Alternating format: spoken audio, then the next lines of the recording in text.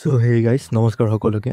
So যিখিনি সময়ত সমগ্ৰ অসমৰ ৰাইজে ৰৈ ৰৈ বিনাল এখন চাবলৈ গৈ আছে আৰু বহুতো মানুহ এতিয়ালৈকেও টিকেট পোৱা নাই এই চিনেমাখন চাবলৈ, আৰু তাৰ বিপৰীতে কিছু কিছু ঠাইত এই চিনেমাখন হলৰ পৰা নামাবলৈ বাধ্য হৈছে কাৰণ তাতে মানুহ নাই এই চিনেমাখন চাবলৈ। গতিকে এটা দুখ লগা বিষয়।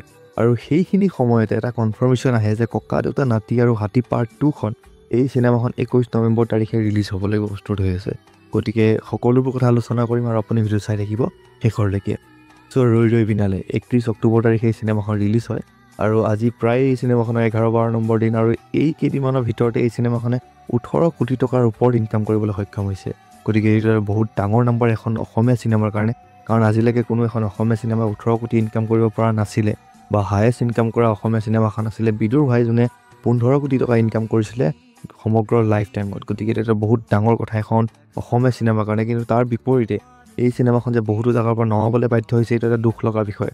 আৰু লগতে এই চিনেমাখনৰ লগত পাইৰেচি হৈছে, বিভিন্ন ধৰণৰ ৱেবছাইটবোৰত এই চিনেমাখন আপলোড হৈছে ইতিমধ্যে, আৰু মোৰ ফালৰ পৰা এটা আহ্বান যে কোনো যাতে সেই ৱেবছাইটবোৰৰ পৰা এই চিনেমাখন ডাউনলোড কৰি নাচায়, কাৰণ জুবিন দাৰ অন্তিমখন চিনেমা সকলোৱে হলত গৈ পেলাই চাওক, সকলোৱে তাতে ভালকৈ জুবিন দাক এটা ট্ৰিবিউট দিয়ক, সেইটোকে মই চবকে কৈছোঁ।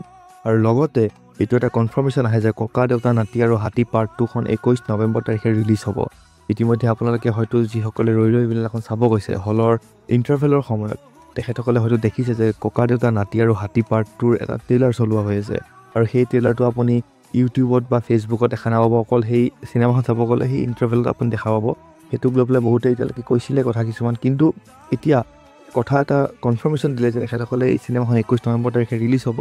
আৰু এইটো আই থিংক যে এটা বেয়া সময় হ'ল, কাৰণ ৰৈ ৰৈ বিনাল এখন ৰিলিজ হোৱা 21 নৱেম্বৰলৈকে এক মাহো নহ'ব, আৰু এতিয়ালৈকে ৰৈ ৰৈ বিনালখনৰ ক্ৰেজ কমা নাই না কমিব অসমত, আৰু বহুত মাহলৈকে এই চিনেমাখনৰ ক্ৰেজ বিল্ড হৈ থাকিব, আৰু এই চিনেমাখন চাবলৈ মানুহ গৈয়ে থাকিব। আৰু ককা দেউতা নাতি আৰু হাতী পাৰ্ট 2 এইখন এখন ৰিমেক হয় ককা দেউতা নাতি আৰু হাতীখনৰে, যোনখন ৰিলিজ হৈছিল 1983।